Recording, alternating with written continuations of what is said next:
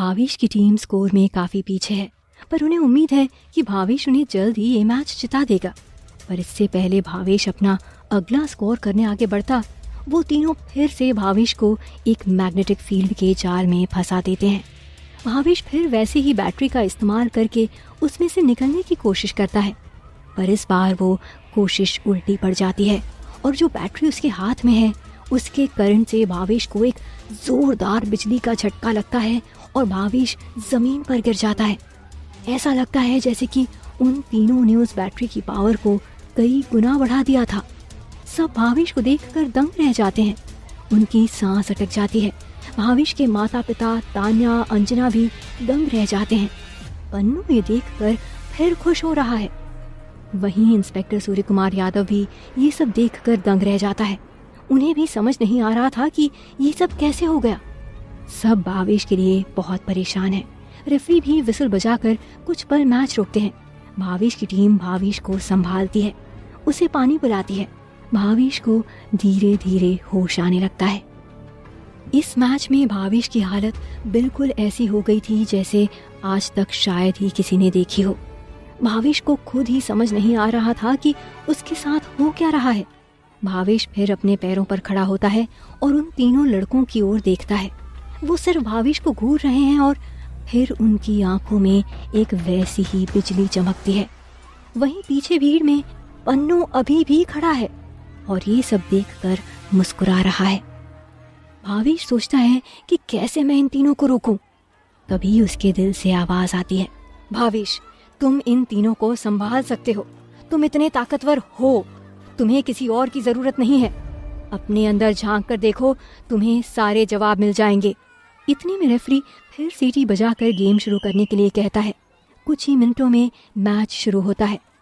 आखिरी का आधा घंटा ही बचा हुआ है और अभी भी भावेश की टीम को 6 पॉइंट स्कोर करने हैं जीतने के लिए।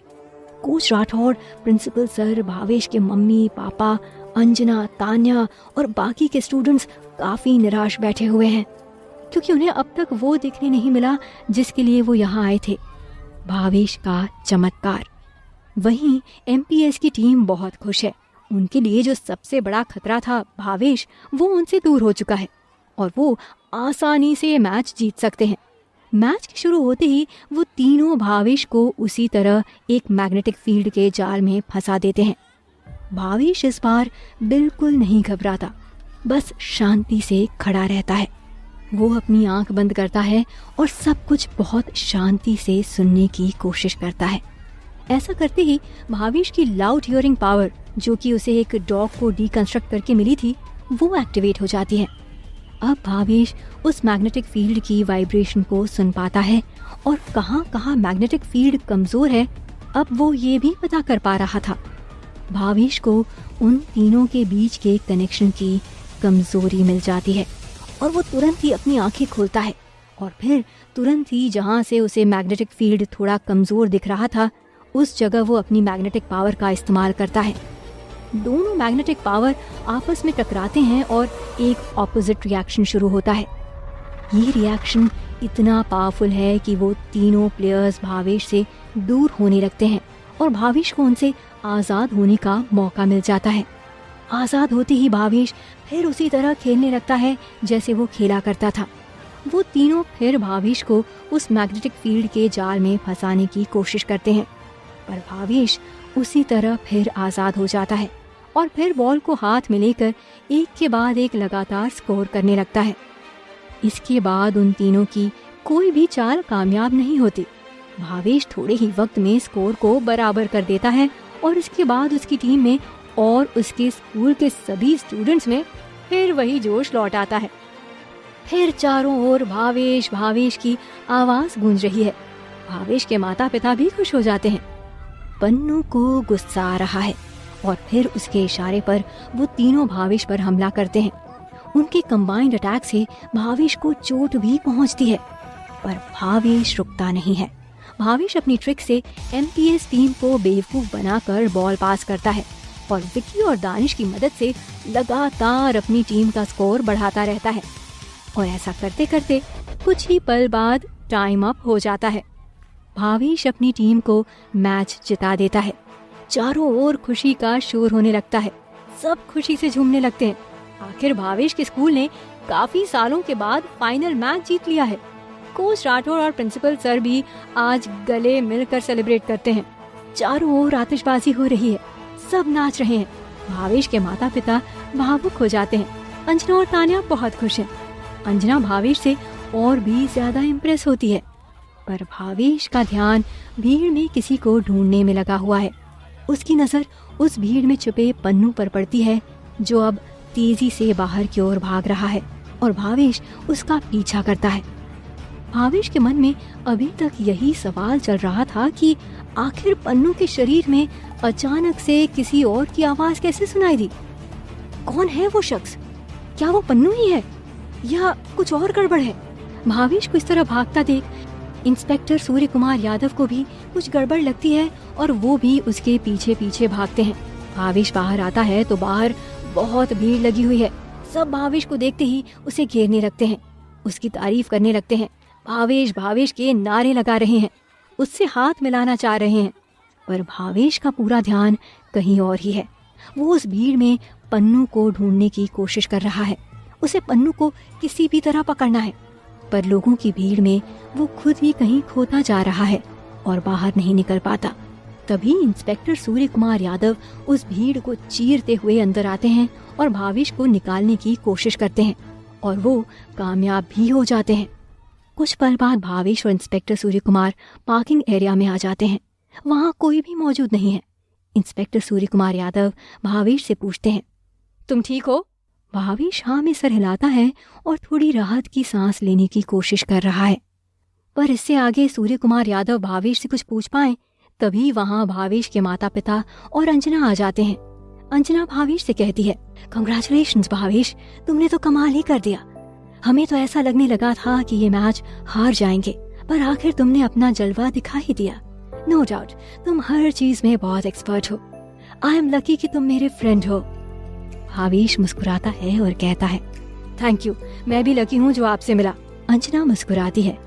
फिर भावेश के पिता भी उससे कहते हैं, बहुत अच्छा खेले बेटा, मजा आ गया, जीते रहो, हमेशा यूं ही तरक्की करते रहो। हाँ बेटा, खूब तरक्की करो। भावेश कहता है, thank you mummy, thank you पापा, आप लोग थक गए होंगे, अब आप घर जाकर आराम कीजिए, मैं कुछ देर बाद घर आता हूँ। फिर अंजना से भावेश कहता है, क्या आप मम्मी और पापा को घर पर ड्रॉप कर देंगी प्लीज? अंजना कहती है, जरूर, क्यों नहीं। फिर अंजना भावेश के माता पिता को लेकर वहाँ से निकल जाती है। उनके जाने के बाद भावेश सूर्य कुमार यादव की ओर पलटता है और कहता है, आपको कैसे पता था कि मैं किस चीज में फंसा हूँ, और आपको कैसे पता था उस चीज को कैसे रोकना है? इंस्पेक्टर सूर्य कुमार यादव भावेश से कहते हैं, भावेश, कुछ है जो मैं तुम्हें बताना चाहता हूँ। तभी भावेश अंदाजा लगाते हुए कहता है, आपको भी मेरे सुपर सिस्टम के बारे में पता है ना? इंस्पेक्टर सूर्य कुमार यादव कहते हैं, मुझे सुपर सिस्टम के बारे में सब कुछ पता है, क्योंकि मुझे सुपर सिस्टम की रक्षा करने के लिए ही बनाया गया था। मैं सुपर सिस्टम का प्रोटेक्टर हूँ। भावेश सुनकर एकदम दंग रह जाता है और कहता है, प्रोटेक्टर? रक्षा करने के लिए बनाया गया था? आप ये क्या कह रहे हैं? मेरे कुछ भी समझ में नहीं आ रहा है। इंस्पेक्टर सूर्य कुमार यादव भावेश के पास आते हैं और फिर कहते हैं, शांत हो जाओ, आराम से सुनो। भावेश, तुम्हें सिस्टम मिलने से पहले इसकी जिम्मेदारी मेरे पास थी कि ये कहीं किसी गलत हाथों में न पड़ जाए। मैं सिस्टम का प्रोटेक्टर सिस्टम हूँ। मुझे इसलिए बनाया गया था जिससे कि अगर कभी सुपर सिस्टम किसी गलत हाथों में पड़ जाए तो मैं उसे पूरी तरह रोक सकता हूँ। पर जब मुझे पता चला कि सुपर सिस्टम तुम्हारे पास है और तुम इसे अच्छे कामों के लिए इस्तेमाल कर रहे हो, तो मैं समझ गया कि सुपर सिस्टम ने अपना होस्ट चुन लिया है। भावेश ये सब सुनकर दंग रह जाता है। तभी भावेश इंस्पेक्टर से पूछता है, तो क्या तुम वायरस सिस्टम को भी रोक सकते हो? इंस्पेक्टर तुरंत ही कहता है, नहीं, मुझे और सुपर सिस्टम को जिसने बनाया है उसका वायरस सिस्टम से कोई भी वास्ता नहीं है। इसलिए हम दोनों एक दूसरे से आपस में कनेक्ट कर सकते हैं, पर वायरस सिस्टम को नहीं। फिर भावेश इंस्पेक्टर से पूछता है, तो आप इतने दिन से कहाँ थे? वायरस सिस्टम ने कई बार मुझ पर हमला किया, सुपर सिस्टम को मुझसे लेने की कोशिश की, आपने हमें बचाया क्यों नहीं? इंस्पेक्टर सूर्य कुमार भावेश से कहते हैं, ये सब इतना आसान नहीं है भावेश। दरअसल सुपर सिस्टम भी प्रोटेक्टर सिस्टम से भागने की कोशिश करता रहता है, और जब तक जरूरी ना हो तब तक सुपर सिस्टम अपने प्रोटेक्टर सिस्टम से कनेक्ट नहीं करता।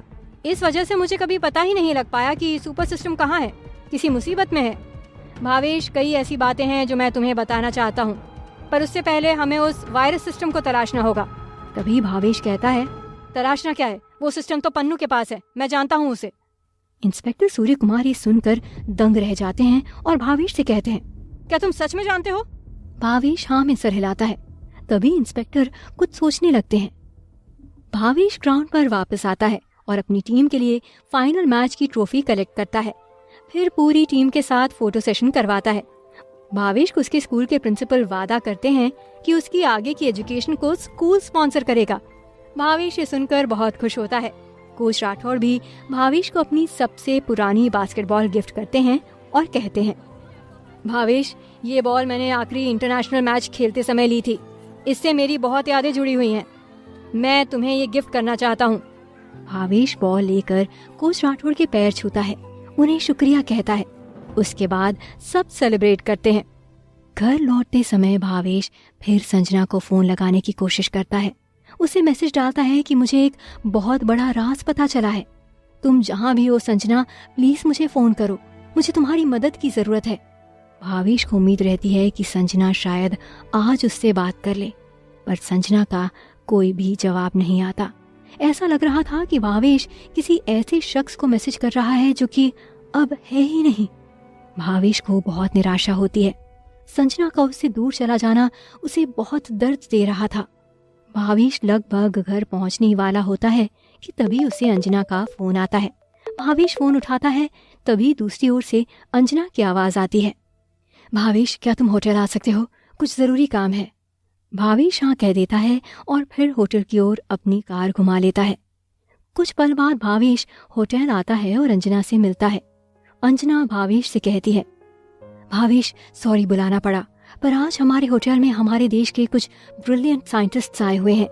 मैं चाहती हूँ कि मैं उन्हें वर्ल्ड का बेस्ट खाना खिलाऊं, और ये काम सिर्फ तुम ही कर सकते हो। भावेश हाँ में सर हिलाता है और फिर किचन की ओर चला जाता है। कुछ देर बाद भावेश सारी डिशेस लेकर साइंटिस्ट के पास आता है। उन सब से मिलता है। देश के सबसे जाने माने साइंटिस्ट डॉक्टर चिन्मय चंद्र और डॉक्टर माने राव अपनी टीम के साथ होटल आए हुए हैं। वो सब भावेश से मिलते हैं और फिर भावेश उन्हें अपने हाथ का बना सबसे स्वादिष्ट खाना खिलाता है। सब भावेश की बहुत तारीफ करते हैं। डॉक्टर चिन्मय तो भावेश के बनाए डिशेस के स्वाद के फैन बन जाते हैं और उससे उसका फोन नंबर लेते हैं और कहते हैं, मैं अपनी अगली पार्टी में तुम्हें स्पेस रिसर्च सेंटर जरूर बुलाऊंगा। जैसे ही भावेश ये सुनता है, उसे याद आता है कि संजना उसे स्पेस रिसर्च सेंटर ही ले जाना चाह रही थी। भावेश को ऐसा लगता है जैसे कि उसकी किस्मत उसकी मदद कर रही हो। किस्मत ने उसे डॉक्टर चिन्मय से मिलवा दिया है।